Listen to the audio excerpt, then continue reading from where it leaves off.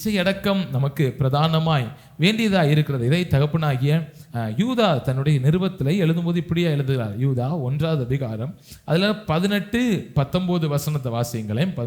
கடைசி காலத்திலே தங்கள் துன்மார்க்கமான இச்சைகளின்படி நடக்கிற பரியாசக்காரர் தோன்றுவார்கள் என்று உங்களுக்கு சொன்னார்களே, இவர்கள் பிரிந்து போகிறவர்களும் ஜென்ம சுபாவத்தாரும் ஆவி இல்லாதவர்களும் ஆமே. சரி, இச்சையின்படி நடக்கிறவர்கள் தோன்றுவார்கள் அப்படின்னு சொல்லி பார்க்கிறோமே. எனக்குள்ள இச்சை இருக்கா?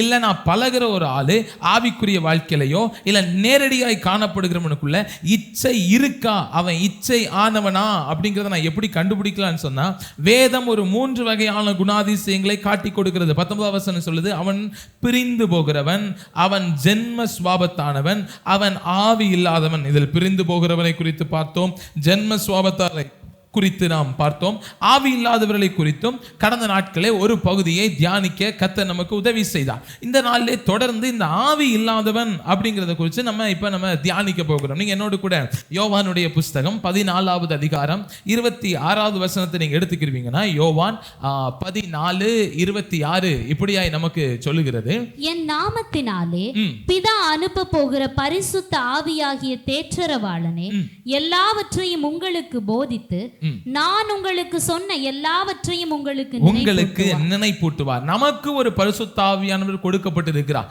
மாசுள்ள இந்த உலகிலே, பாவம் நிறைந்த இந்த உலகிலே உங்களால என்னாலையும் நம்முடைய பிள்ளைகளாலையும் பரிசுத்த ஜீவியம் செய்ய முடியும். இப்படிப்பட்ட எல்லா தீங்குக்கும் கடந்து போக நமக்கு உதவி செய்கிறவர் யார் என்றால், நமக்கு அருளப்பட்ட தேற்றரவாளனாகிய பரிசுத்த ஆவியானவர். ஆமென், ஹல்லேலூயா.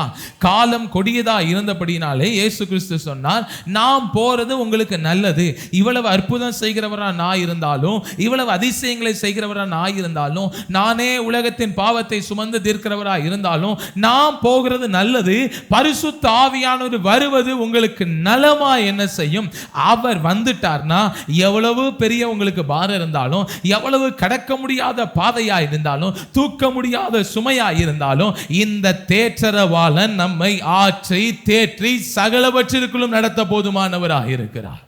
ஆகையினால தான் நம்ம வந்திருக்கிற எல்லா பாதையிலும் பரிசுத்த ஆவியை பெற்றுக்கொண்ட நம்ம, மீட்கப்படும் நாளிற்கென்ற முத்திரையாய் பெற்றிருக்கிற நம்ம, எல்லா பாதையும் இது நாள் வரை கடந்து போக கர்த்தர் உதவி செய்திருக்கிறார். மேல் வீட்டு அறையிலே பெந்தெகோஸ்தே நாளிலே 120 பேர் மேல் வல்லமையாய் ஊற்றப்பட்ட பரிசுத்த ஆவியானவர் இன்றைக்கும் நம் நடுவிலே ஊற்றப்பட்டு கொண்டிருக்கிறார். ஊற்றப்பட்ட நமக்குள் தினம் தினம் கர்த்தரை துதித்து பாடும்போது, தினம் தினம் தேவனை ஸ்தோத்தரிக்கும் போது, தினம் தினம் இந்த வேதத்தை வாசிக்கும் போது நமக்குள் வற்றாத ஜீவநதியாய் பெருக்கெடுத்து கொண்டிருக்கிறார். நான் சொல்றேன், இதெல்லாம் இந்த அனுபவம்லாம் உங்களுக்குள்ள இல்லாம இருக்கும்னா நீங்க எங்கேயோ தொலைச்சிட்டீங்கன்னு அர்த்தம். இங்க இருக்கிற யாருமே அபிஷேகம் பெறாதவர்கள் அல்ல.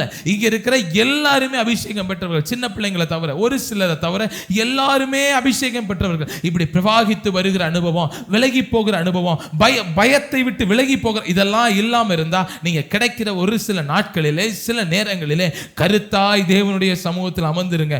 இனி ஒருவர் உங்களுக்கு போதிக்க வேண்டிய தேவையில்லை. இனி ஒருத்தர் உங்களுக்கு இதை எப்படி பெறணும்னு தேவையில்லை. ஏன்னா உங்களுக்குள் அருளப்பட்ட பரிசுத்த ஆவியானவர் உங்களுக்குள் தான் இருக்கிறார். அவர் உங்களுக்குள் இருந்து செயல்படுகிற எல்லா காரியத்தையும் போதிக்க போதுமானவராக இருக்கிறார். ஆமென், ஹல்லேலூயா. எப்படிப்பட்டவனாய் இருந்தாலும், நான் மறுபடியும் சொல்றேன், இந்த சாட்சி பிரயோஜனமா அநேகருக்குள் இருக்கும். ஆண்டவர் என்னை காத்துக்கொள்வாராக. என்னுடைய வாலிப நாட்களை நான் நினைத்திருக்கிறேன் ஒன்றை குறித்து, எதனாலும் கட்டுப்படுத்திடலாம், இந்த சிந்தையை மட்டும் கட்டுப்படுத்தவே முடியாது அப்படின்னு நான் பல பொழுது நினைச்சிருக்கேன், பல பொழுது அழுதுருக்கேன் ஆண்டவர் சமூகத்தில். ஆனா இன்னைக்கு நான் தாழ்மையா அநேகருடைய விசுவாசத்தின் உறுதிக்காய் சொல்லுவேன், பரிசுத்த ஆவியானவருக்கு பூரணமாய் இடம் கொடுப்போமே ஆனால் அவர் நம்முடைய சிந்தைகளையும் கட்டுப்படுத்தி நடத்த போதுமானவராய் இருக்கிறார். ஆமென், ஹல்லேலூயா. கொஞ்சம் வேகமா போகும், ஆவியானவர் இருந்தா பிரேக் அடிச்சா பிரேக் அடிக்கும். கொஞ்சம் வலதுபுறம் போகிற மாதிரி இருக்கும், கொஞ்சம் இடதுபுறம் போகிற மாதிரி இருக்கும். அப்ப சொல்லும், வழி இதுதான், இதுல நட அப்படின்னு பரிசுத்த ஆவியானவர் நமக்கு சொல்லுவார். ஆமென், ஹல்லேலூயா. இப்படி இந்த ஆவியானவர் நம்மோடு கூட இருந்து நடத்துகிறார். சரி, இந்த தேவ ஆவி அப்படின்னா என்ன அப்படிங்கிறத குறித்து 1 யோவானுடைய புஸ்தகம் 4வது அதிகாரம் அதுல 1, 2, 3 வசனங்களை வாசிங்களேன். 1 யோவான் 4 நான் வாசிக்கிறேன். பிரியமானவர்களே, உலகத்தில் அநேக கள்ள தீர்க்கதரிசிகள் தோன்றி இருப்பதினால் நீங்கள் எல்லா ஆவிகளையும் நம்பாமல் அந்த ஆவிகள் தேவனால் உண்டானவைகளோ என்று சோதித்தறியுங்கள். தேவ ஆவியை நீங்கள் எதினாலே அறியலாம் என்றால், மாம்சத்தில் வந்த இயேசு கிறிஸ்துவை அறிக்கை பண்ணுகிற எந்த ஆவியும் தேவனால் உண்டாயிருக்கும். முதல் வசனமே நமக்கு சொல்லுது, கள்ளமான ஒரு ஆவியும் காணப்படுது. அப்ப பரிசுத்த ஆவி தான் நல்ல ஆவியானவர். நமக்கு கொடுக்கப்பட்ட பரிசுத்த ஆவி தான் நல்ல ஆவி. அதே நேரத்தில் ஒரு கள்ள ஆவியும் இந்த தேசத்துல காண என்ன செய்யுது? அப்ப அந்த கள்ள ஆவியை நீங்க நம்பாதீங்க. அது நடத்துற பாதையில போகாதீங்க. அது கள்ள தீர்க்கதரிசனம் நம்பாதீங்க. நீங்க எப்படி அறிய முடியும்னா, ஒன்னு எல்லாவற்றிலும் ஏசப்பாவை முன்னுக்கு வச்சு ஓடும்னா, கர்த்தரை எனக்கு முன்பாக வைத்திருக்கிறேன், நான் அசைக்கவே படமாட்டேன் அப்படிங்கிற ஒரு விசுவாசம் எனக்குள்ள இருக்கும்னா, நான் ரொம்ப நொறுக்கப்பட்டு போனாலும் என்னை அழைத்தவர் இன்னார் என்று நான் அறிந்திருக்கிறேன், அவர் என்னை எப்படி நடத்த வல்லமை உள்ளவர், இயேசு இயேசு இயேசுன்னு எனக்குள்ள ஒரு தீபம் அணையாம இருக்கும். எந்த காலத்துல எனக்குள்ள அணையாம இருக்குங்கிற ஒரு விசுவாசம் எனக்குள்ள இருக்கும்னா, ஒரு உத்தரவாதம் உண்டு, பெற்றுக்கொண்ட பரிசுத்த ஆவியானவர் எனக்குள்ளே தான் இருக்கிறார். இது குறையுது பாருங்க. இந்த இயேசு என்ன நடத்த மாட்டார், இல்லைன்னா என் வாயில வர்ற வார்த்தை இயேசு இயேசு, இது எனக்கு ஏசப்பா கொடுத்தது, இதுக்கு சொல்ல என் நாவுகள் தளருது, இதை சொல்றதுக்கு எனக்கு கொஞ்சம் தயக்கம் ஆகுதுன்னா, நமக்குள்ள இருக்கிற பரிசுத்த ஆவியானவர் நமக்குள்ள அனல் கொண்டு இல்லைன்னு அர்த்தம். அது அப்படி கொஞ்சம் கொஞ்சமா மட்டுப்படுத்தப்பட்டு போய்விட்டார்னு அர்த்தம். அப்ப மறுபடியும் என்ன செய்யணும்? வேதத்தை வாசிக்கணும், ஆண்டவர் சொன்ன வார்த்தைகள் எல்லாம் தியானிச்சு பார்க்கணும், முந்தினவைகளை யோசிக்க வேண்டாம், பூர்வமானவைகளை சிந்திக்க வேண்டாம், புதியவைகளை தோன்ற செய்கிற தேவன் என்னோடு இருக்கிறார் அப்படிங்கிற மறுபடியும் அதை எனக்குள்ள எரிய ஆரம்பிக்கணும். எம்மா ஒரு சீசர்ல பாருங்க, அவங்க எப்படி புலம்பிட்டு போறாங்க பாருங்களேன். என்ன சொல்றாங்க? ஐயோ, இவர் தான் ரட்சிப்பார்னு நம்பி இருந்தோம், இவர் தான் எங்களை மீட்டுவார் நம்பி இருந்தோம், செத்து போய் 4 நாள் ஆயிட்டு. அப்ப என்ன? அவங்க நம்பிக்கை செத்தே போயிட்டு. இதே நபர்கள் அவர்கள் ஏசப்பா வந்துட்டு போன பின்னாடி ஒரு சில மணி நேரங்களுக்குள்ள சொல்றாங்க, ஏசப்பா செத்து மரித்து ஒரு 3 நாள், இவங்க நம்பிக்கையே அத்து போயிட்டு, இவங்களுக்குள்ள ஒண்ணுமே இல்லாம போயிட்டு. ஆனா ஒரு 4 மணி நேர பிரயாணத்துக்குள்ள வேத வசனங்களை மறுபடியும் சொன்னோன்னு இவங்க சொல்றாங்க, ஏன் நீ கவனிக்கலையா? வேத வாக்கியங்களை அவர் விவரித்து சொல்லும் பொழுது மறுபடியும் நம்முடைய இருதயங்கள் நமக்குள் கொழுந்து விட்டு எரிந்தது அல்லவா?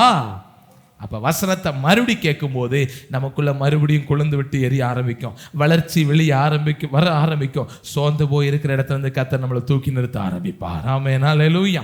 இதெல்லாம் நான் போன மாசம் செய்தியில சொன்னேன். இந்த பரிசுத்த ஆவியானவர் அப்படிங்கிறது ரொம்ப ரொம்ப ஒரு கஷ்டமான ஒரு சப்ஜெக்ட். பிதா குமாரன் பரிசுத்த ஆவியானவரை நம்மால புரிந்து கொள்ளவே என்ன செய்ய முடியாது. அவங்க எப்படி இருப்பாங்கன்னு தெரியல. ஆனா பைபிள் சொல்லுது 3 பேரு, ஆனா ஒருத்தர். இதுல வேற குழப்பம் ஒண்ணும் இல்லை. சரி, கர்த்தர் நல்லவர். அப்ப இந்த தேவ ஆவியை பெற்றிருக்கிற நம்ம தேவ ஆவியை பெறாத நிலை அப்படின்னு யூதா சொல்றார்.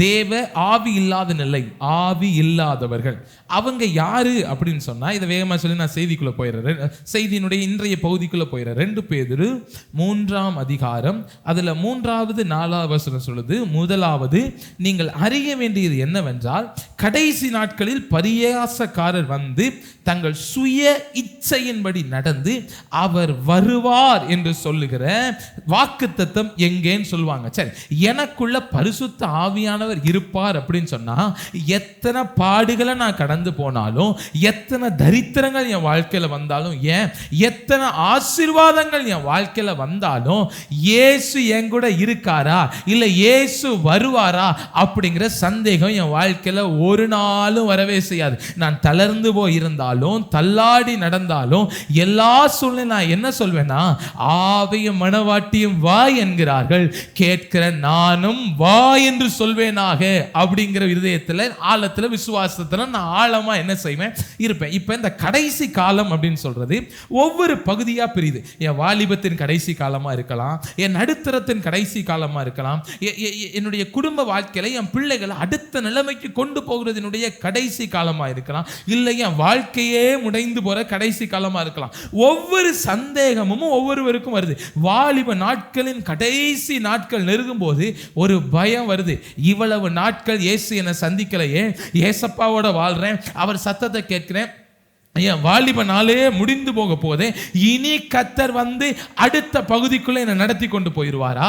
இல்ல நடுத்தர வயதா இருக்கும்போது பார்க்கிறோம், என் நடுத்தர வயதெல்லாம் முடிந்து போகுது, புருஷனுடைய பலனெல்லாம் குறைந்து போகுது, ஸ்திரீனுடைய பலனெல்லாம் குறைந்து போகுது, இன்னும் கர்த்தர் என்னை சந்திக்கலையே, இன்னும் என் பிள்ளைகளுடைய ஆசீர்வாதத்தை பார்க்கலையே, கர்த்தர் என்னை நடத்தி கொண்டு போயிடுவாரா?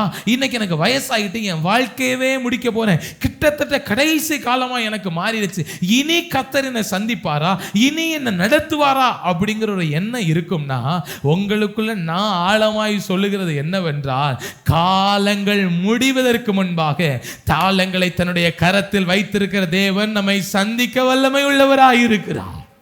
அவர் சந்திப்பார். ஆமென், அல்லேலூயா. அப்ப ஆவியில் நிறைந்த அழைப்பு அப்படின்னு போன மாசம் நம்ம தியானிச்சோம். இந்த மாசம் ஆவியில் நிறைந்த அபிஷேகம். எனக்குள்ள அபிஷேகம் இருக்கு, ஆவியானவர் எனக்குள்ள எப்ப வந்தாரோ அபிஷேகம் இருக்கு. ஆனா இந்த ஆவியானவர், இந்த அபிஷேகம் எனக்கு ஆவியில நிறைந்த ஒரு அபிஷேகமா இருக்கா?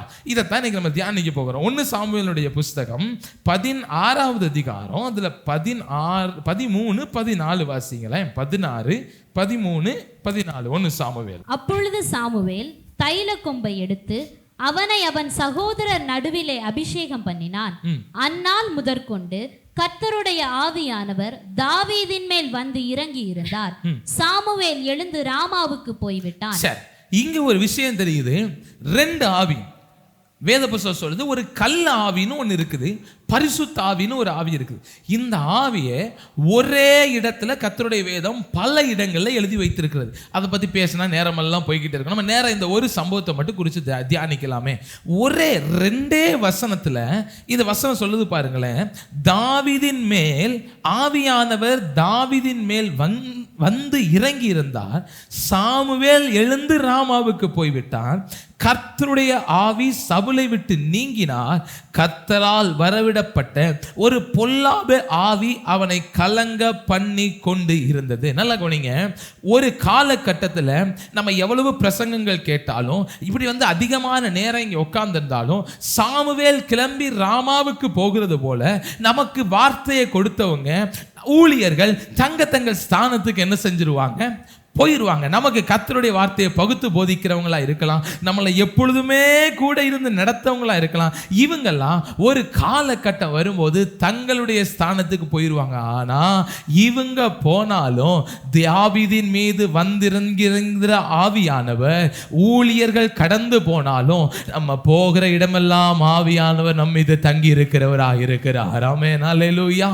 இந்த ஆவியானவர் ஊழியக்காரங்க போயிட்டார்னா போக மாட்டார். ஊழியக்காரங்களை விட்டு நம்ம வெளியே போயிட்டோம், வெளியே மீன்ஸ் ஜெபம் முடிஞ்சு நம்ம வெளியே போயிட்டோம் அப்படின்னு ஒரு வார்த்தை இருக்கு. அப்படின்னா இந்த ஆவியானவரோ நம்ம வெளியே போகும்போது நம்மோடு கூட வருகிறார். இதே நேரத்தில் இங்கே ஒரு மனுஷனை கவனிங்க. கர்த்தருடைய ஆவியை பெற்று கொண்டிருந்த மனுஷன் பொல்லாத ஆவியினால் நிறைந்து விட்டான். அப்ப இந்த 2 பேரையும் ஒற்றுமைப்படுத்தி பார்க்க போறோம். ஒரு மனிதன் தேவ ஆவியில நிரம்பி இருந்த மனிதன், இன்னொரு மனிதன் பொல்லாத ஆவியினால நிரம்பி இருந்த மனிதன். இவன் வாழ்க்கை எப்படி இருந்துச்சு அப்படின்னு சொன்னா 1 சாமுவேல் 13வது அதிகாரம் 8, 10 வாசிங்களேன். சாமுவேல் குறித்த காலத்தின்படி 7 நாள் மட்டும் காத்திருந்தான். சாமுவேல் கில்காலுக்கு வரவில்லை. ஜனங்கள் அவனை விட்டு சிதறி போனார்கள். அவன் சர்வாங்க தகன பலியிட்டு முடிகிற போது இதோ சாமுவேல் வந்தான். ஆமென், அல்லேலூயா. நான் ஆரம்பத்திலே சொன்னேன், கர்த்தருடைய ஆவி ஒருத்தனுக்குள்ள இல்லாம போகுது அப்படிங்கிறதுக்குரிய அடையாளம் என்னன்னா, அவர் எப்பொழுது வருவார் அப்படிங்கிற ஒரு சந்தேகம் நமக்குள்ள என்ன செஞ்சிருமா? வந்துருமா? நல்லா கவனிங்க. 7 நாள் வரைக்கும் சவுல் தங்கி இருந்தார். 7 நாள் வரைக்கும் வந்துருவார் தங்கி இருந்தாரா. ஆனா 7 நாள் வரைக்கும் வரவே இல்லையா. உடனே சவுல் என்ன செஞ்சாராம்? 2 பலிகளை செலுத்துறார். அந்த பலி இப்ப நமக்கு தேவையில்லை, அதனால 2 பலின்னு வச்சுக்கிறோமே. இந்த 2 பலியில 2 பலியை கூட முழுசா செலுத்தி முடிக்கல. ஒரு பலியை செலுத்தி முடிக்கிற நேரம் முடியுது, சாமுவேல் வந்துட்டார். இதுதான் நம்முடைய வாழ்க்கையில எவ்வளவு காலம் நம்ம காத்திருக்கோம் அப்படிங்கிறது முக்கியம் இல்ல. அந்த நாட்கள் வாக்கு பண்ணினார்ல, 7 நாள் காத்திருன்னு சொன்னார்ல, 7வது நாள் முடிகிறதற்கு ஒரு நொடி இருந்தாலும் ஒரு நொடி பொழுதுல நமக்கு அற்புதம் செய்ய நம்முடைய ஆண்டவர் நம்முடைய வாழ்க்கையில போதுமானவராக இருக்கிறார். இந்த அண்ட சராசரத்தை ஒரு வார்த்தையினால தானே படைச்சாரு. இவங்க காத்திருக்கல பாருங்களேன். அடுத்த வசனம் சொல்லுது, இப்படி நீ செஞ்சனால இனி ராஜ்யபாரம் நிக்காது. சவுலுடைய வாழ்க்கையில இவர் இழந்து போவதற்கு அடிப்படை காரணம் எங்க ஆரம்பிச்சது தெரியுமா? வருவாரா அப்படிங்கிற ஒரு சந்தேகம் இருதயத்தில் வந்துச்சு. நான் இன்னைக்கு சொல்றேன், அன்பாய் தாழ்மையா, நம்ம எவ்வளவு நெருக்கத்தின் பாதையில கடந்து போனாலும், எவ்வளவு விசாலத்தின் பாதையில கடந்து போனாலும், ஒன்று தெரியுமா, துருத்தியின் தண்ணீரெல்லாம் முடிந்து போனாலும், சூரின் வனாந்திரத்தின் ஒரு ஓரத்தில் நின்றாலும், கடைசி சொட்டு தண்ணீர் முடிந்த பிற்பாடும் அங்கே கர்த்தருடைய தூதனானவர் நிற்க வல்லமை உள்ளவராயிருக்கிறார். கொஞ்சம் தண்ணியை வச்சுதான் அற்புதம் செய்யணும் தேவையில்லை. ஏன் தெரியுமா? நம்முடைய தேவனோ வனாந்திரத்தில் நீரூற்றை உண்டாக்க போதுமானவர். நம்மள்ட்ட இருக்கிற இந்த ஒரு சொட்டு தண்ணி இருந்தாவாச்சும் ஏதாச்சும் அற்புதம் நடக்குமே. அதுவும் வேண்டாம் ஐயா. வறண்ட நிலத்தில் ஆறுகளை உண்டாக்குறவர் அவராய் இருக்கிறபடினால் தான் நம்முடைய விஷயத்தில் அவர் நீடிய பொறுமை உள்ளவராய் இருக்கிறார். அவருக்கு எதை குறிச்சும் பயம் இல்லை, எதை குறித்து அவர் கலக்கம் இல்லை. அவர் ஆதி முதற்கொண்டு நம்மோடு இருந்து கொண்டு இருக்கிறபடினாலே இந்த பரிசுத்த ஆவியானவர் வறண்ட நிலங்களையும் வயல்வெளியாய் மாற்ற போதுமானவர். இன்னைக்கு நான் சொல்றேன், அன்பாய் தாழ்மையாய், சாமுவேல் கில்காலுக்கு வரவில்லை. இந்த கில்கால் எது தெரியுமா? இந்த கில்கால் எப்படிப்பட்ட இடம் தெரியுமா? ஒரு நாள் யோசுவா மொத்த இஸ்ரவேலையும் கூட்டி வச்சு சொல்கிறார், இஸ்ரவேல் புத்திரரே, எகிப்து தேசத்துல உங்களுக்கு உண்டான நிந்தை எல்லாமே புரட்டி போட்டபடியினாலே இந்த இடம் கில்கால் என்று அழைக்கப்படுகிறது. வேதத்துல முத அங்கதான் கில்கால்னு அவங்க பேர் வைக்கிறாங்க. கில்கால்னு சொன்னாலே அங்க நிந்த வராதுன்னு அர்த்தம். இன்னும் ஆச்சரியமா சொன்னா, இது அப்படியே இல்லாம போயிட்டா அப்படின்னு நீங்க நினைப்பீங்க. அப்படின்னா நீங்க இதுக்கு முன்பாக நீங்க வாசிப்பீங்க அப்படின்னு சொன்னா கூட 11ஆம் அதிகாரம் 1 சாமுவேல் 11:14 வசனத்தை வாசிங்களேன்.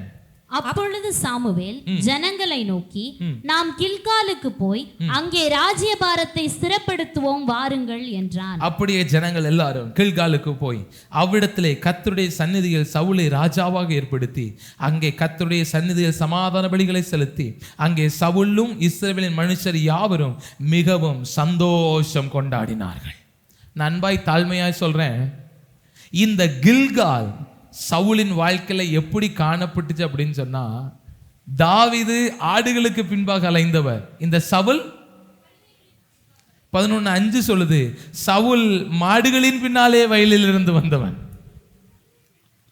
தேடி போனது கழுதை. நான் இந்த ஒரு உதாரணத்துக்கு சொல்றேன், ரெண்டுமே சரிதான். கழுதையை தேடி போனதுக்கு ராஜ அபிஷேகம் கிடைச்சிச்சு. ஆடுகளை தேடி போயின ராஜா தாவீதை ஆவியானவர் அரசனாய் மாற்றினாராம். மாடுகளுக்கு பின்னாய் போய்கொண்டிருந்த சவுலை தேவன் மன்னனாக மாற்றினார்.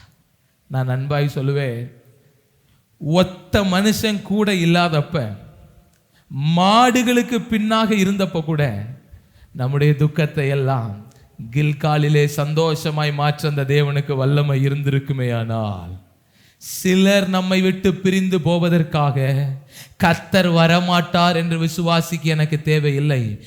எவரும் இல்லாத போது கில்காலிலே எனக்கு சந்தோஷத்தை கொடுத்த ஆண்டவர் கொஞ்ச பேரை கொண்டாலும் அநேகம் பேரை கொண்டாகிலும் என் வாழ்க்கையில அற்புதங்களை செய்ய போதுமானவராயிருக்கிறார். ஒரே அனுபவம். கில்காலிலே ஒரு நாள் சமாதானம் இல்லை, ஒரு நாள் சந்தோஷம் இல்லை, ஒரு நாள் நிம்மதி இல்லை. ஆனால் ஒரு நாள் ஆண்டவர் பாடம் சொல்லி கொடுத்தார். யாருமே இல்லாவிட்டாலும், நீ மாடுகளுக்கு பின்னாடி போகிறவனா இருந்தாலும், யாருமே உன்னை நம்பாவிட்டாலும், ஜனங்கள் சொன்னாங்க, இந்த சவுலா நம்மை ரட்சிக்க போதுமானவன். இந்த சவுலை கர்த்தர் எடுத்தார், தூக்கினார், நிறுத்தினார். அந்த நிந்தையான கில்காலிலே நிந்தையை புரட்டி போட்டார், சந்தோஷம் கொண்டாட வைத்தார். இன்னைக்கு நான் சொல்றேன், அன்பாய் தாழ்மையாய், ஒரு காலத்துல நிந்தையோடு வந்தப்ப இந்த தேவ சமூகமும் ஜெபமும் உங்களுக்கு சந்தோஷத்தை கொடுக்கலையா?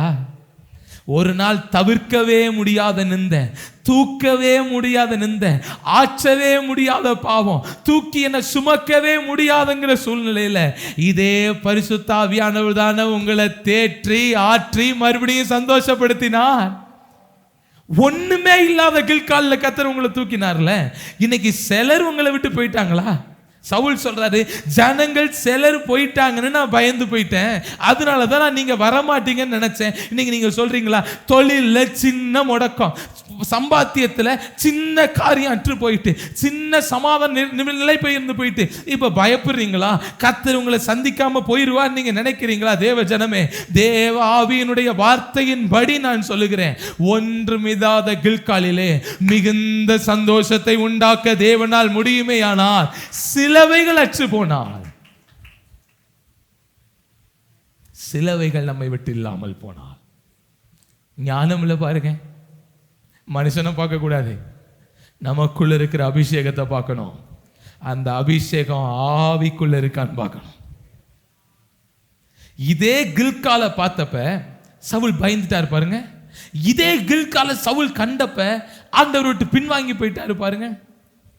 ஒரு நாள் ஒரு மனுஷனை கர்த்தர் தூக்கினார். மாடுகளுக்கு பின்னே போனவனை கில்காலிலே உயர்த்தினார்.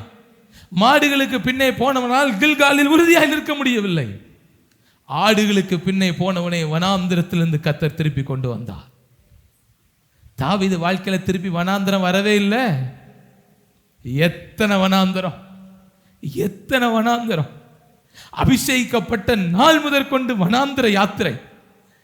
ஏன் போறோன்னு தெரியல, எதுக்கு போறோன்னு தெரியல.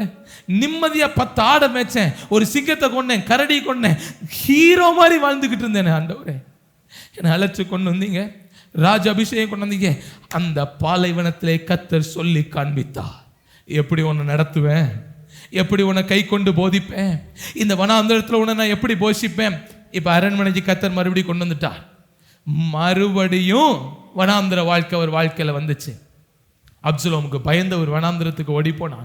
கர்த்தருக்கு விரோதமாய் பாவம் செய்த போது வனாந்திரத்தை ஓடி போனான். சவுல மாதிரி கில்காலை பார்த்து பயப்படலையே தாவீது. சவுல் கில்காலை பார்த்து ஒரு நாள் பயந்துதான் அங்க உயர்ந்தார். அதே தாவீது ஒரு நாள் வனாந்திரத்தை பார்த்து, என் தேவனே, என் இருதயம் மெழுகு போல் ஆகி என் குடல்கள் நடுவில் உருகி போகுதுன்னு சொன்ன அதே வனாந்திரம் தானே.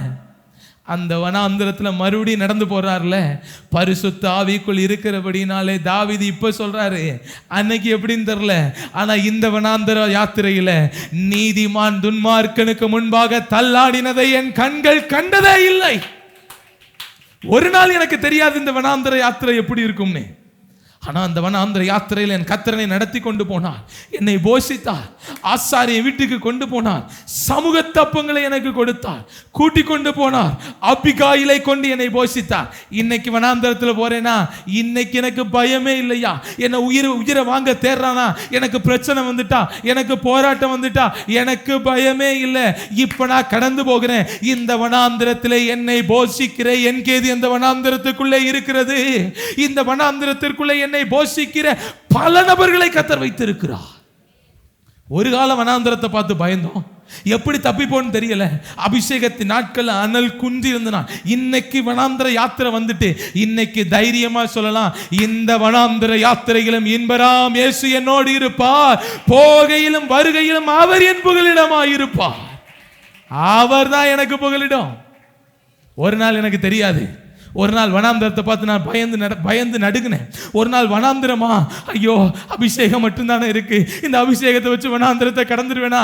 இன்னைக்கு எனக்கு தெரியும், அபிஷேகம் ஆவிக்குள் இருக்கிறபடியினாலே அழுகையின் பள்ளத்தாக்கை உருவ நடப்பேன், அதையும் நீரூற்றாய் மாற்றுவேன். இன்னைக்கு அழுகிறத விட அன்னைக்கு ஒரு அழுகையின் பள்ளத்தாக்கை நம்ம கடக்கல. இன்னைக்கு அழுகிறது ஒரு அழுகை, இதை விட அன்னைக்கு அழுதோம் ஐயா. உடுத்த மாற்று வஸ்திரம் இல்லாமல் அழுதோம், மறு சாப்பாடு இல்லாமல் அழுதோம். அன்னைக்கு இந்த அபிஷேகம் நம்மளை நடத்துச்சுன்னா இன்னைக்கு சிலதானே இல்லாம போயிருக்கு, சிலதானே நம்மளை விட்டு. அன்னைக்கு உயிர் போயிடும் ஆண்டவரேன்னு வந்து ஒரு பாதத்தில் விழுந்தோம்ல, அன்னைக்கு ஜீவனை கத்த நமக்கு கொடுக்கலையா, மானமே போச்சு வாழவே முடியாது விழுந்தோம்ல, கத்த நம்மளை வாழ வைக்கலையா. இன்னைக்கு ஏதோ 1-2 போயிட்டு நம்ம வாழ்க்கை முடிஞ்சிருமாயா? இந்த வனாந்திரத்திற்குள்ளே உங்களை ராஜ வாழ்க்கை குன்றாமல் நடத்தல பர்சிலாக்களை கர்த்தர் அந்த வனாந்திரத்துக்குள்ளே வைத்திருக்கிறார். இந்த வாரம் ஆண்டவர் பேசினார்ல, போன முறை கடந்து போன வனாந்திரத்தை விட இந்த வனாந்திரம் கொடியது. போன முறை வந்த பகைவர்களோட இந்த முறை வருகிற பகைவர்கள் பெரியவர்கள். கர்த்தர் சொல்றாரு, அவன்கிட்ட இருக்கிறவனும் உனக்குள்ள இருக்கிற நான் பெரியவரா இருக்கிறேன்.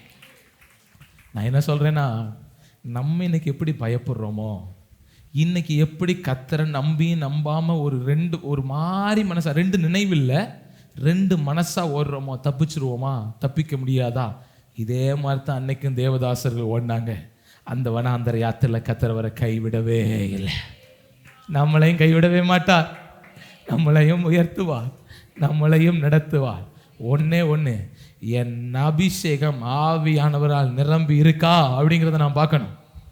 உயிரே போனாலும் எனக்கு உயிர்த்துகிற தேவன் என்னோடு கூட இருக்கிறார். நெகோசிக்கிற தேவன் என்னோடு இருக்கிறார். ஆமென். ஹல்லேலூயா, ஹல்லேலூயா. ஆவியில் நிறைந்த வாழ்வு.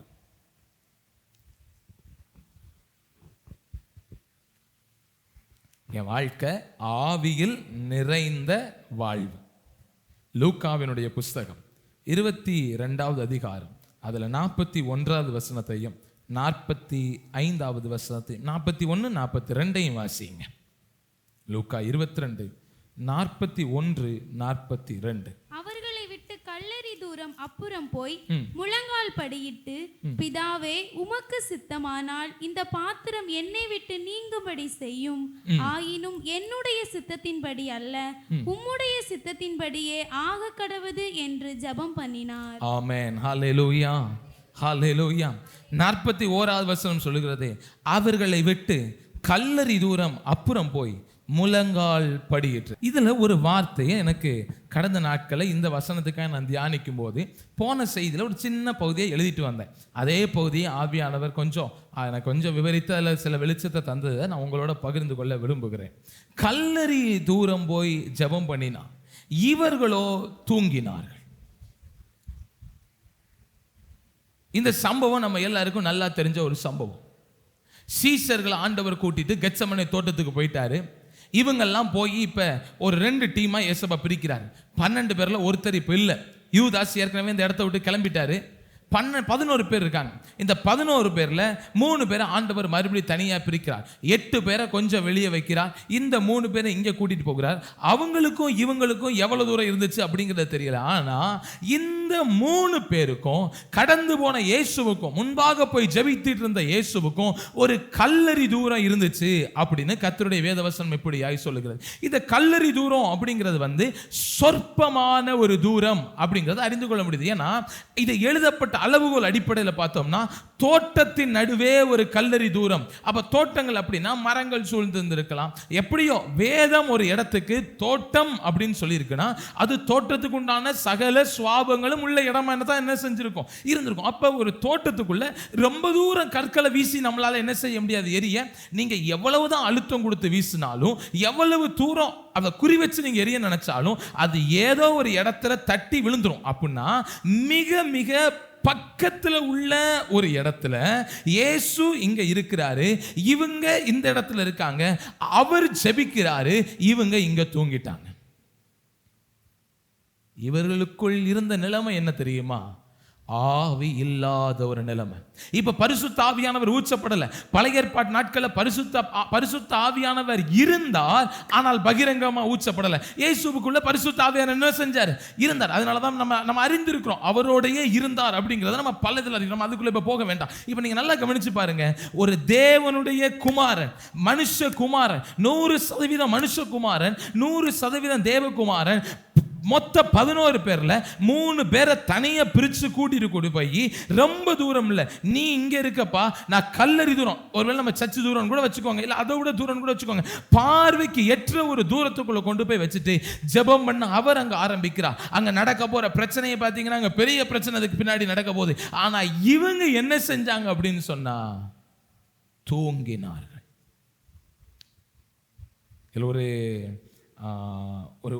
ஒரு ஆழமானதை நான் ஒன்று சிந்திச்சு பார்த்தேன்.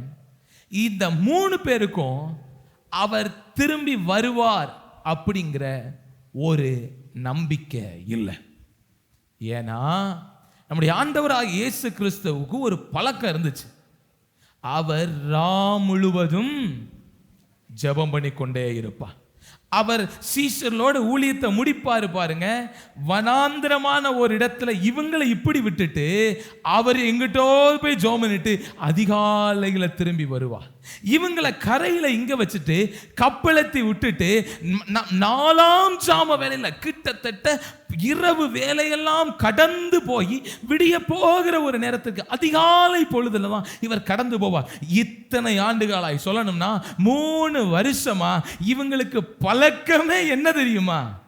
இயேசுவை முன்னுக்கு ஜெபிக்க விட்டுட்டு இவங்க இங்க தூங்குறதா இவங்களுக்கு பழக்கம். அப்படிங்கிறத இந்த ஒரு வசனத்திலிருந்து அறிய முடியுது. ஏன்னா இதுவரைக்கும் சொல்லப்பட்ட எல்லா வசனத்திலையும் இயேசு ஜெபம் பண்ணாரு, இயேசு ஜெபம் பண்ணாரு, இயேசு ஜெபம் பண்ணாருன்னு சொல்லுது.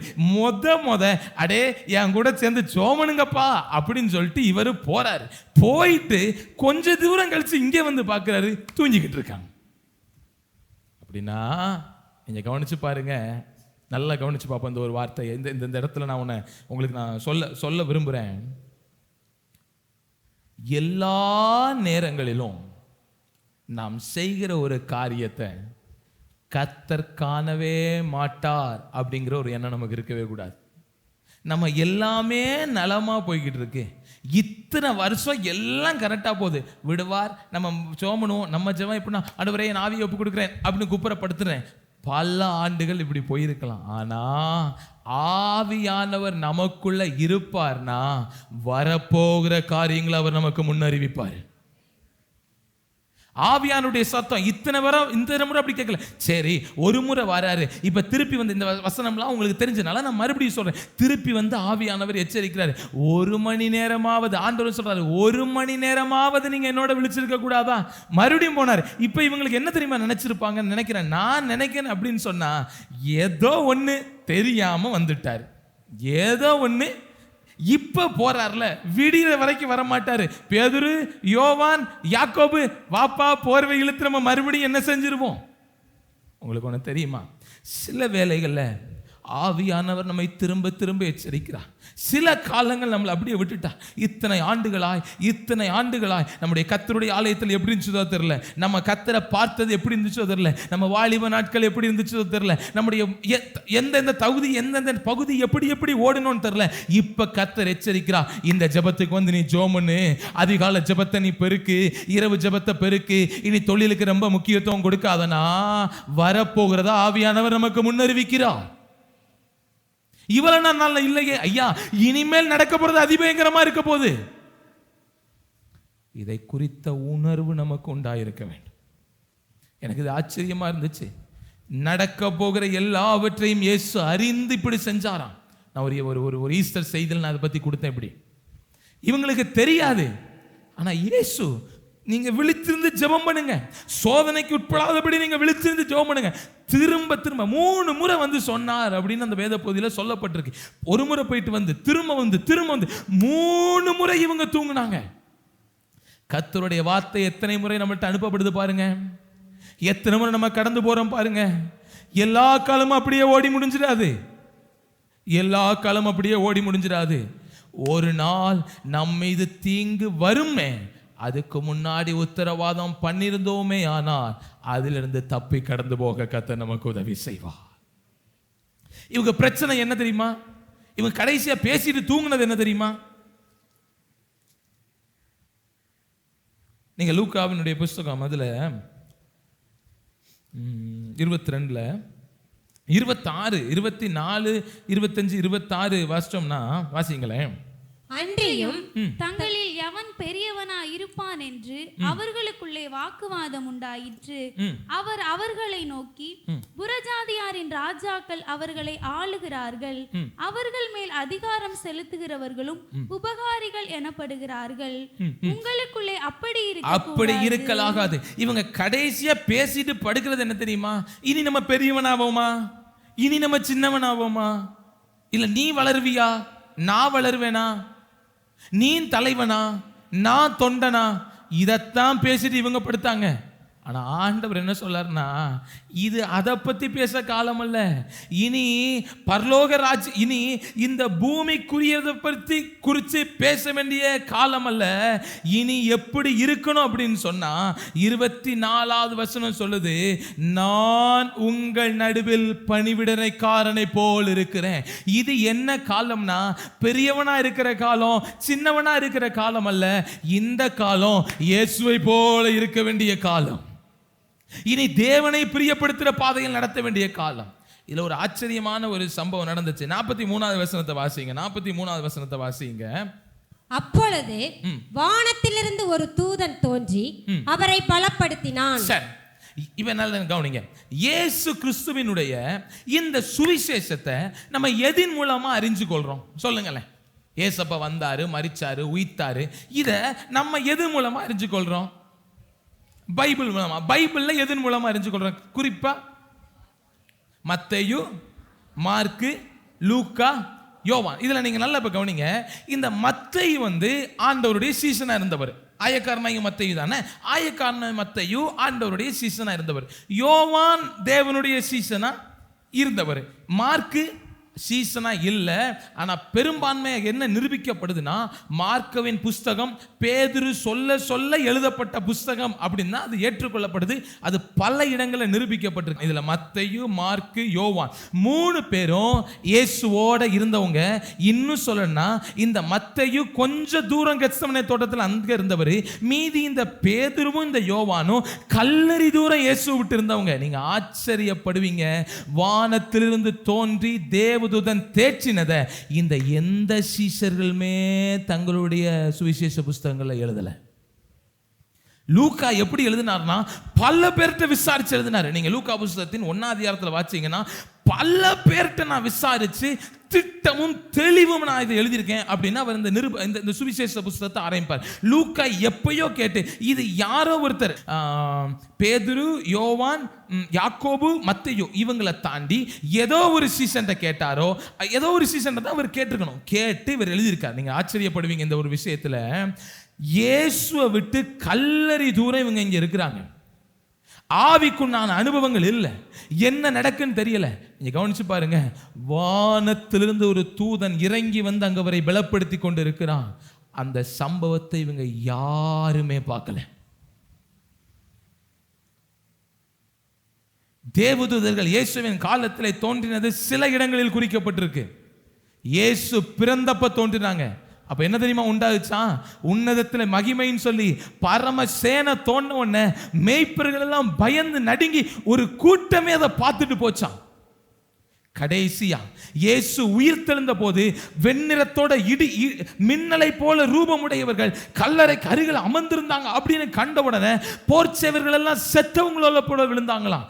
இன்னும் ஒரு முறை தேவதூதர்கள் வந்தார்கள். அதுதான் இந்த கெத்சமனே தோட்டத்தில் அவரை பலப்படுத்தும்படி. உங்களுக்கு தெரியுமா, இதை வந்ததை ஆவியை பெறாத அந்த சீஷர்கள் காணவே இல்லை. நான் உங்களுக்கு ஒன்று சொல்றேன். இந்த கெத்சமனே தோட்டத்தின் அனுபவம் என்பது திடீர் பாடுகளின் அனுபவம். அவங்க படுத்து தூங்குற வரைக்கும் எதை பத்தி பேசினாங்கன்னா, யார் பெரியவன், நாளைக்கு யார் பெரிய ஆளா இருப்பா, நாளைக்கு காலையில் நம்ம பிசினஸ் நல்லா இருக்குமா, நாளைக்கு காலையில் நம்ம ஊழியம் நல்லா இருக்குமா, நாளைக்கு காலையில் நம்ம பிள்ளைங்க நல்லா இருப்பாங்களா, நம்ம டீம்ல யார் பெரியவனா இருப்பான். இதுதான் என்ன நடக்க போதுமே தெரியாது. ஆனா பரமசேன தோன்றின அந்த நேரம் என்ன தெரியுமா? திகில், இருளில் இருக்கிற மக்கள் பெரிய வெளிச்சத்தை கண்ட நாட்கள். கடைசி என்ன தெரியுமா? பயந்து கலங்கி ஸ்திரீகள் போன பொழுது அவர்கள் அந்த தேவதூதர்களை கண்டார்கள். நான் உங்களுக்கு தாழ்மையா சொல்றேன், நலமாயிருக்கிற போது வருகிற பாடுகளின் நடுவே பல பொழுது நாம் தேவ மகிமையை காண தவறுகிறோம். இருளில் இருக்கும் பொழுது தேவதூதன் தோன்றினதை ஒரு கூட்டமே பார்த்துச்சு. மரண பயத்தில் இருந்த போது சீஷர்கள் தூதர்கள் தோன்றினதை கண்டார்கள். நலமாயிருந்த போது ஒரு தேவதூதன் தோன்றி இயேசுவை பலப்படுத்தினதை இந்த சீஷர்கள் காணவே இல்லை. நான் வேதனையோடு சொல்லுவேன், நலமாய் நம்முடைய வாழ்க்கை போய்கொண்டிருக்கும் பொழுது வருகிற பாடுகளில் நாம் ஜாக்கிரதையாய் இருக்க வேண்டும். ஏனென்றால் நம்முடைய மனநிலையிலே தேவதூதனே தோன்றி பலப்படுத்தினாலும் நம்மால் அதை அறிய முடியாது, நம்மால் அதை உணர முடியாது. சீஷர்கள் எனக்கு உணரலையே. சீஷர்களை உணரலையே. நான் சொல்றேன் உங்களுக்கு தாழ்மையாய், நான் உங்களுக்கு தாழ்மையாய் சொல்றேன், இந்த ஒரு பகுதியை நன்மையா நான் சொல்றேன். இக்கட்டின் பாதையில், வேதனையின் பாதையில், எல்லாமே நல்லா போய்கிட்டு இருக்கும்போது வந்த பாடுகளின் பாதையில் இவங்க பார்க்குறாங்க, அவங்க பார்க்கல.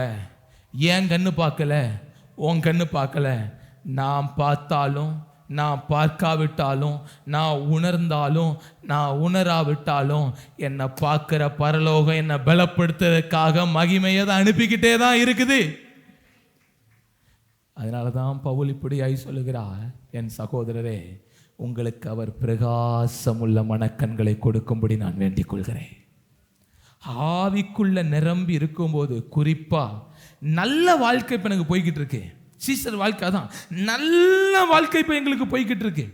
எங்க வாழ்க்கையில பிரச்சனையே இல்லப்பன் வரும்போது ஒரு பிரச்சனை வருது பாருங்க, அப்ப நம்ம எல்லார் இதயத்துல தோன்றது, நல்லா போயிட்டு இருந்தப்ப பிரச்சனை வந்துட்டு கத்தர் கைவிட்டுட்டாரு, கத்தர் பார்க்கல, கத்தர் இறங்கல. இல்ல இல்ல இல்ல, நம்ம கண்ணுதான் தப்பா பார்க்குது. அந்த பிரச்சனை நடுவிலும் பலமுள்ள ஒரு தூதன் இறங்கி வந்து நம்மை பலப்படுத்தி கொண்டுதான் இருக்கிறான். இதை நீங்கள் அறியாமல் இருக்கிறீர்களா? நம்ம என்ன நினைக்கணும்னா, எல்லாவற்றிலும் எனக்காக திரும்பி வருகிற ஒரு தேவன் இருக்கிறார். அவர் வராத தேவன் அல்ல. இயேசு மாம்சத்துல இருந்தார். அவருக்கே பரலோகம் திரும்பி வரும்னு நிரூபிக்க ஒரு பலமுள்ள தூதனை கத்தர் அனுப்புவாரே ஆனால், பரலோகம் அனுப்பி வைக்குமே ஆனால், அவர் நமக்கு அருளின பரிசுத்த ஆவி நம்மை பலப்படுத்துவது எவ்வளவு அதிக நிச்சயம். இது கொஞ்சம் கடினமான கருகலான சத்தியம். ஆனால் நீங்கள் புரிந்து கொள்ளுங்க, நலமா இருக்கும்போது வருகிற துன்பங்களின் நடுவில் எதுவுமே இல்லைன்னு நீங்க சொல்றீங்க, ஆனா எண்ணிலடங்காத வார்த்தைகளை கர்த்தர் உங்களுக்கு நேரா அனுப்பிக்கிட்டே தான் இருக்கிறார் அவர். ஆமென். ஹல்லேலூயா, ஹல்லேலூயா, ஹல்லேலூயா. நான் ஒரு வார்த்தை இப்படி நான் எழுதிட்டு வந்திருக்கேன். நேற்றைய தினத்தில் நான் அதை வாசிக்கும் போது, நாம் நலமாக இருக்கும்போது வருகிற பிரச்சனையின் பல சமயங்களில் நாம் தான் தேவனை காணவில்லை என்கிறோம். ஆனால் நீங்கள் அறியாதிருக்கிற ஒருவர் உங்கள் நடுவில் தான் இருக்கிறார். ஆமென். ஹல்லேலூயா. அதனால சில பிரச்சனைகள், சில பாடுகள் நடுவில் நீங்க பலன் கொள்ளணும்னு ஆண்டவர் இன்னைக்கு உங்களுக்கு சொல்றார். இது யாரால நமக்கு உண்டாக்குதுன்னா, ஆவியானவர் நமக்குள்ள இருக்கும்போது தான் உண்டாக்குது. ஆமென். ஹல்லேலூயா. சரி, இப்போ இந்த சீஷர்கள் ஆவியானவரை பெறதுக்கு முன்னாடி இவங்க வாழ்க்கை இப்படி. சரி, இவங்க பெற்ற பின்னாடி எப்படி மாறினாங்க? எடுத்து வாசிங்க. வெளிப்படுத்தின விசேஷம் 1ஆம் அதிகாரம் 7வது வசனத்தை வாசிங்க. வெளிப்படுத்தல் 1:7, 9 வாசிங்க. உங்கள் சகோதரனும் இயேசு கிறிஸ்துவின் நிமித்தம் வருகிற உபத்திரவத்திற்கும் அவருடைய ராஜ்யத்திற்கும் அவருடைய பொறுமைக்கும் உங்கள் உடன் பங்காளனுமாய் இருக்கிற யோவானாகிய நான் தேவ வசனத்து நிமித்தமும் இயேசு கிறிஸ்துவை பற்றிய சாட்சியின் நிமித்தமும் பத்மு என்னும் தீவிலே இருந்தேன். நல்ல கவனிங்க. இப்ப இவங்க எல்லாம் தேவ பரிசுத்த ஆவியினால் நிரப்பப்பட்டுட்டாங்க. இதுல ஒரு குறிப்பிட்ட சீசன் தான் யோவான்ங்கிற சீசன். யோவான் அப்ப அதை பார்த்திருக்காரா? பார்க்கவே இல்லை. தன்னுடைய சுவிசேஷ புஸ்தகத்துல இவர் எழுதவே இல்லை. இப்ப பரிசுத்த ஆவியால நிரப்பப்பட்டிருக்கார். அன்னைக்கு பரிசுத்த ஆவியின் அபிஷேகம் அவர் மேல இல்லை. ஆனா அன்னைக்கு இருந்த நிலைமை என்ன தெரியுமா? ஊழியம் வல்லமையா இருந்துச்சு, வாழ்க்கை சூப்பரா போய்கிட்டு இருந்துச்சு, போற இடமெல்லாம் வந்தனங்கள் உண்டாகுச்சு, போற இடங்கள் எல்லாம் அற்புதங்கள் நடந்துச்சு, அடையாளங்கள் நடந்துச்சு. ஆனா இவர் மனக்கண்கள் தெளிவா இல்லை. ஆனா இன்னைக்கு சூழ்நிலையை பாருங்க.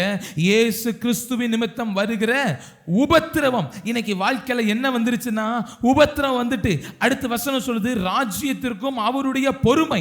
வாழ்க்கையில எல்லாத்துக்குமே பொறுமையாய் காத்திருக்கிற அனுபவம் வந்துட்டு, பத்மு என்னும் தீவில இருந்தேன், சிறைப்பட்ட வாழ்க்கை வந்துட்டு. அன்னைக்கு கெத்சமனே தோட்டத்தில் இப்படி இல்லை வாழ்க்கை. அன்னைக்கு வாழ்க்கை நல்லா இருந்துச்சு, அவங்களுக்கு சூப்பரா இருந்துச்சு, ரொம்ப நல்லா போய்கிட்டு இருந்துச்சு. ஆனா இன்னைக்கு பரிசுத்த ஆவியினால நிரப்பப்பட்டு இருக்காங்க. இன்னைக்கு பரிசுத்த ஆவியின் ஆளுகைக்குள்ள இருக்காங்க.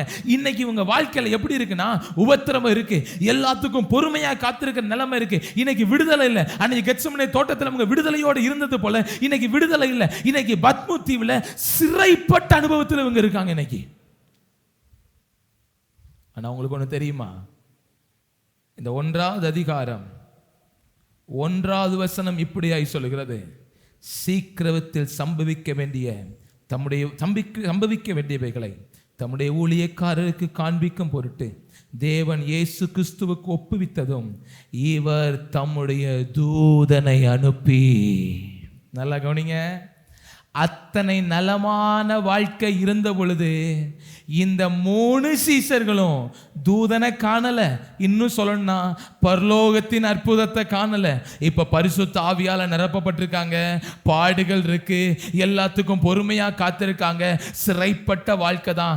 இப்ப சொல்றாங்க, பத்மோ தீவில கர்த்தருடைய நாளில் நான் ஆவிக்கு உள்ளானேன்.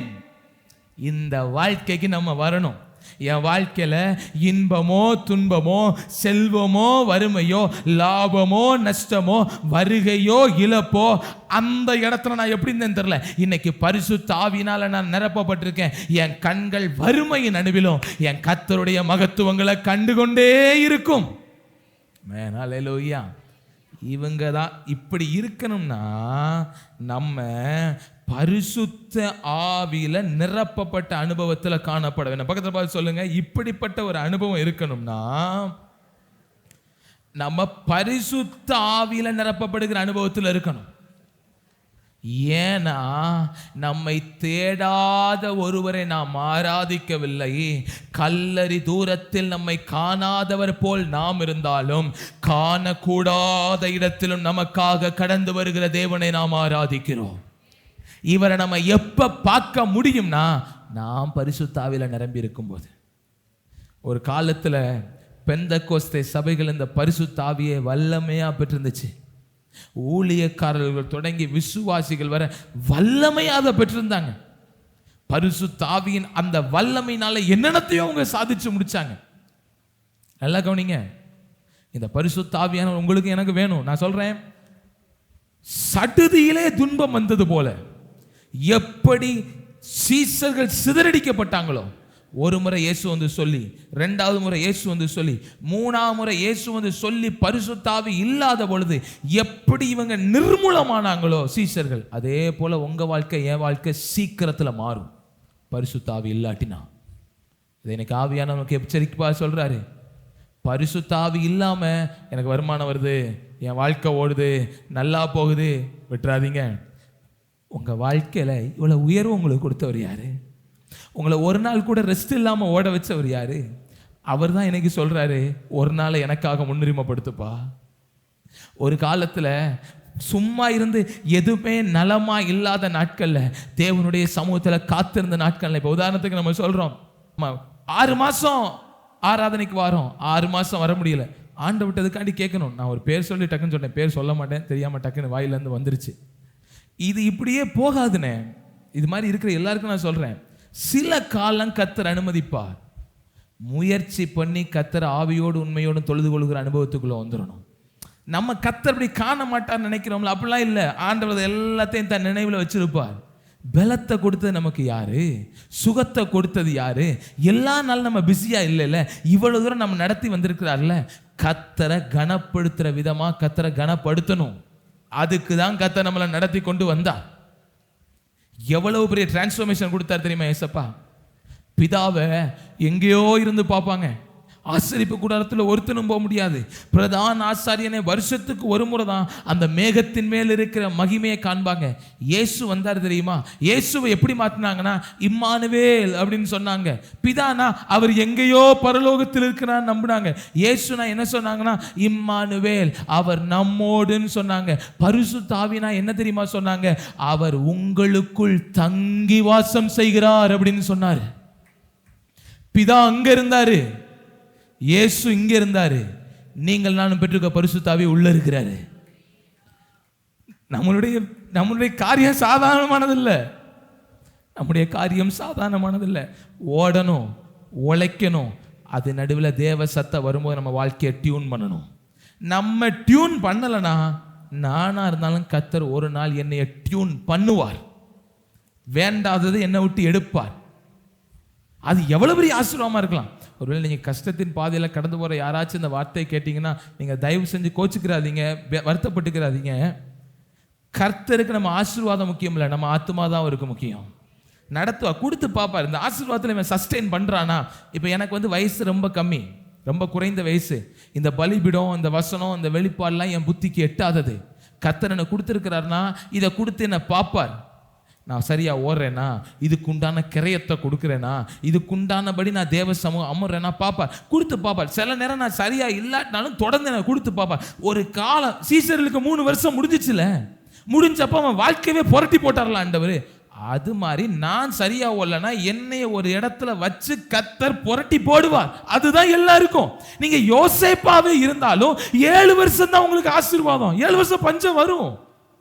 7 வருஷத்துல உண்மையா கர்த்தருடைய வாழ்க்கையை கீழ்ப்படிஞ்சிட்டோம்னா இந்த 7 வருஷத்துல நம்ம வெட்கப்பட்டு போவதில்லை. எல்லாரையும் ஆசீர்வதிக்கத்தக்கதாக கர்த்தர் நம்மளை நடத்துவார். கிறிஸ்தவ வாழ்க்கை நம்மளை கொண்டான்னு வாழ வைக்கிற வாழ்க்கை அல்ல, கர்த்தருக்குள்ள நம்மளை வாழ வைக்கிற வாழ்க்கை.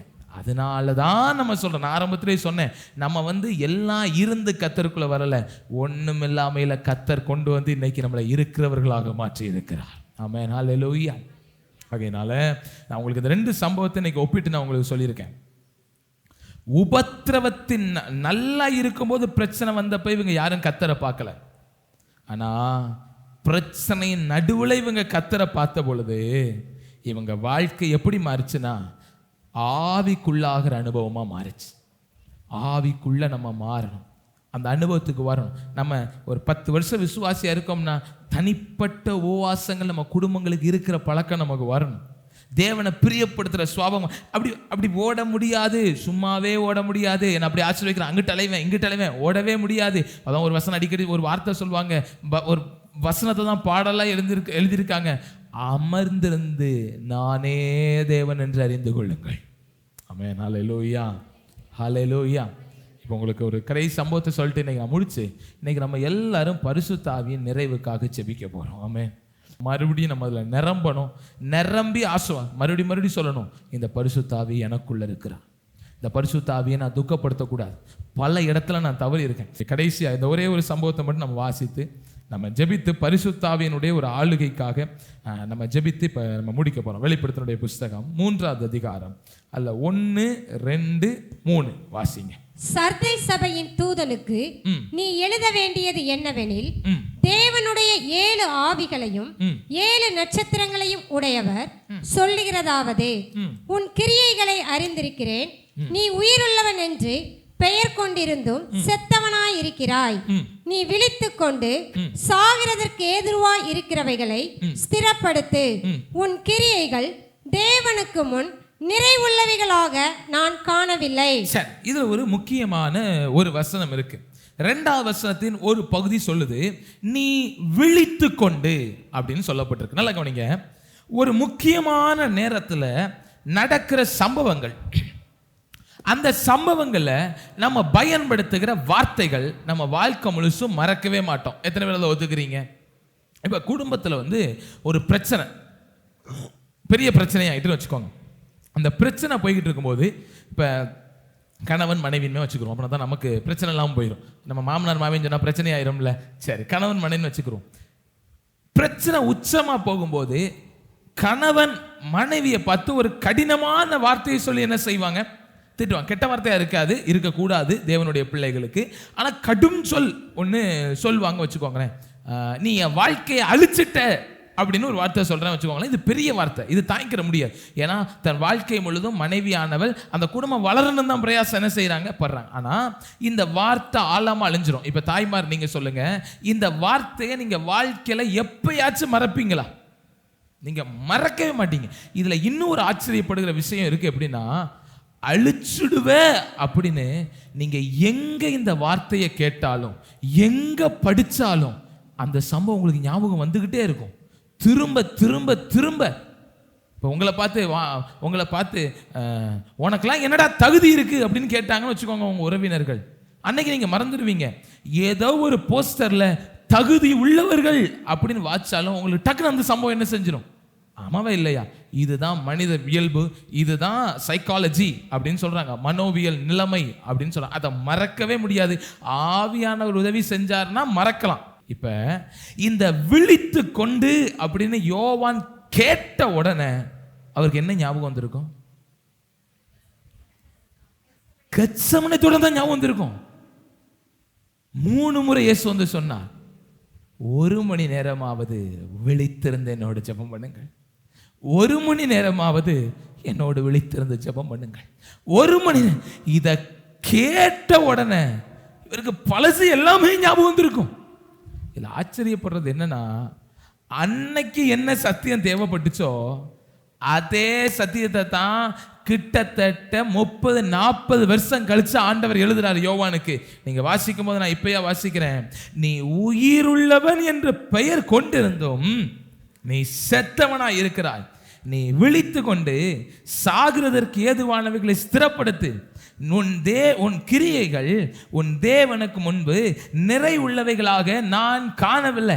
நீ இந்த தோட்டத்தில் நான் நிறைவுள்ளவன், நான் சீசன், நான் கத்தரை அறிஞ்சிட்டேன் அப்படிங்கிற பாதையில் நீ ஓடிக்கிட்டு இருக்க. இன்னைக்கு சர்தை சபையை பார்த்து சொல்றாரு, இன்னைக்கு நம்மளை பார்த்து சொல்றாரு, நீ நினைக்கிற நான் உயிரோடு இருக்கிறேன், என் ஆவிக்குரிய வாழ்க்கை நல்லா இருக்கு, விசாலமா இருக்கு, நான் நேர்த்தியா போய்கிட்டு இருக்கேன். ஐயா யோசிச்சு பார்ப்போம், நம்ம வாழ்க்கையில ஆவியானவர் இல்லாதனால தான் இன்னைக்கு கனி இல்லாத வாழ்க்கைக்கு நம்ம வந்துட்டோம். இன்னைக்கு நம்ம விரும்புவார் ஆள் இல்லாம வந்துட்டோம். ஆவிக்குரிய கனி உள்ள வாழ்க்கை மாம்சத்துல ஆசீர்வாதமா இருக்கிறது ஆவிக்குரிய ஆசீர்வாதத்தை ஒருபோதும் நிர்ணயிக்காது. ஆனால் ஆவிக்குரிய ஆசீர்வாதம் மாம்சத்தின் ஆசீர்வாதத்தை நிர்ணயிக்க அதிக வாய்ப்பு இருக்கு.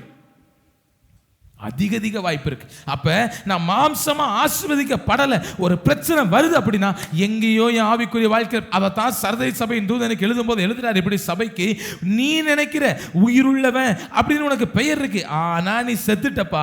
நீ விழித்து கொண்டு சாகிறதற்கு ஏதுவானவைகளை ஸ்திரப்படுத்து.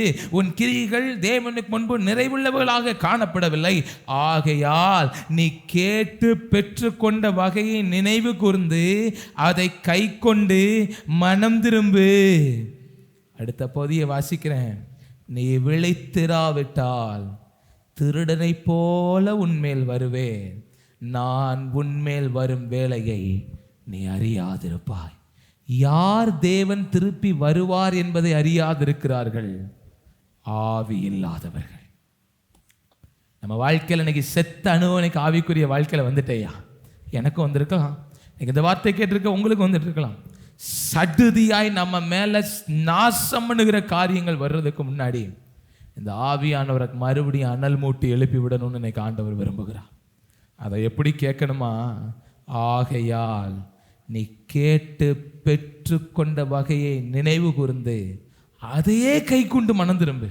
ஒரு நாள் கர்த்தருடைய சமூகத்தில் வந்து இந்த பரிசுத்தாவிக்காக ஏங்கி கேட்டோம்ல, ஒரு நாள் இந்த அந்நிய வாசியை ஏங்கி கேட்டோம்ல, இந்த ஆளுகையை ஏங்கி கேட்டோம்ல, அன்னைக்கு நம்மகிட்ட செழிப்பு இல்லை, பொண்ணு இல்லை, பொருள் இல்லை, நேரம் இல்லாமல் போகிற அளவுக்கு தொழில் இல்லை, நேரம் இல்லாமல் போகிற அளவுக்கு வசதி இல்லை. கடந்த நாட்கள் முந்தின செய்தியில் சொன்னேன், 1,00,000 கூடாரத்தை தாண்டி தாவிய காத்துக்குள்ள யோசுவா என்கிற புருஷன் ஆசரிப்பு கூடாரத்துக்கிட்ட போனாரா? பரிசுத்தாவியை மங்கி அணைச்சு போட்டு போயிடக்கூடாது. நீங்களும் நானும் கேட்ட வகையை நினைவு கூர்ந்து பாருங்க. இந்த ஆவியானவர் உள்ள வந்துட்டார்னா வறண்ட நிலத்தை மறுபடியும் வயல் நிலமா மாற்றிடுவாரு.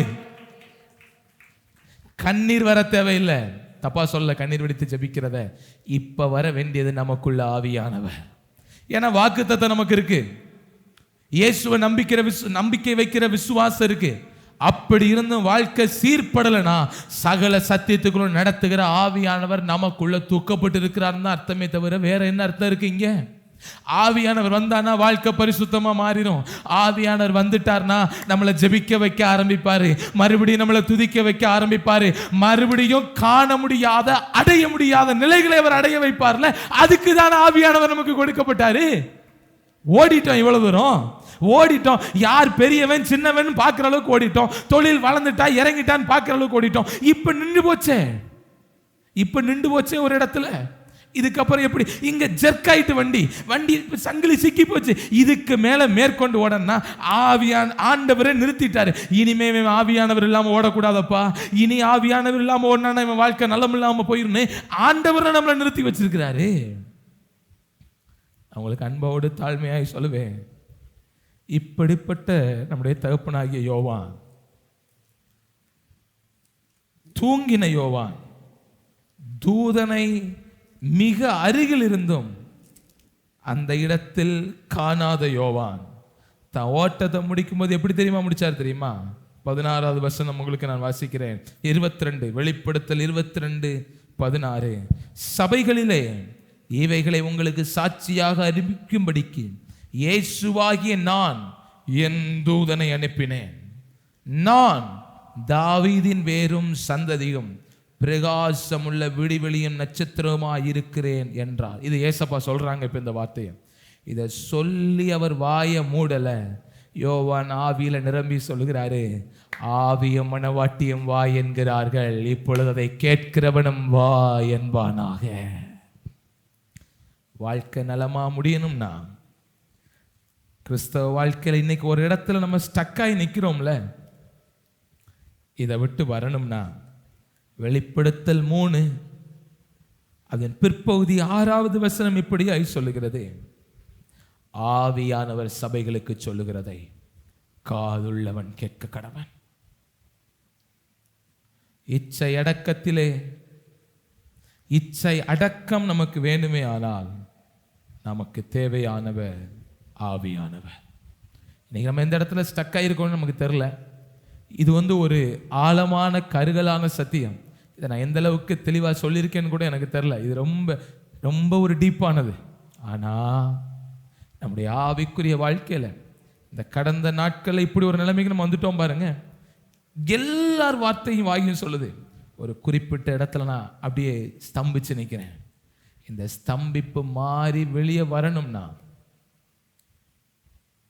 நீங்க பரிசுத்த ஆவியை பெற்றுக்கொண்ட பின்னாடி சீசலுடைய வாழ்க்கை இப்படி மாறுது.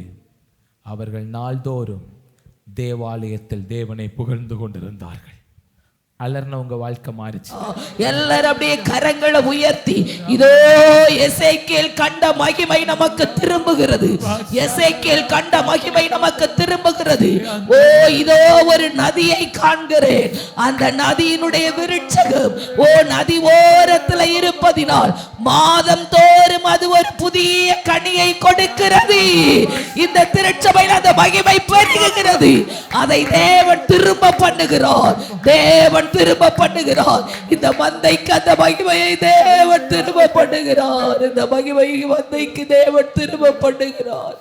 நாம் 10 மாதங்கள் கண்ட கனிகள் சிற்சையாய், துன்பமாய், கண்ணீராய், வியாகுலமாய் இருந்தாலும் இனி வருகிற காலங்களிலே கர்த்தர் மகிழ்ச்சியின் கனியை தரும்படியாய் ஆவியினாலே நம்மை நிறைத்திருக்கிறார்.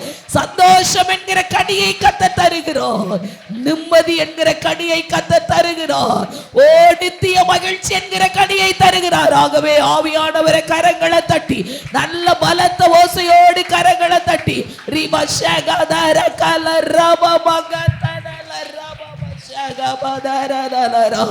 நன்றி ஆவியானவரே, நன்றி ஆவியானவரே. இந்த நாளை உடைய கரங்களை ஒப்பு கொடுக்கிறோம். எங்களை நிரப்பீர்களப்பா. ஊழியத்துல மறுபடி எழுப்பி பிரகாசிக்க வல்லமை மறுபடி நடக்கணும். ஒத்திருங்கப்பா. இந்த தேவ வார்த்தையை கேட்டுக்கொண்டிருக்கிற ஒவ்வொரு பிள்ளைகள் மேலுடைய ஆவியினால நிரப்பீருங்க ஆண்டவரே.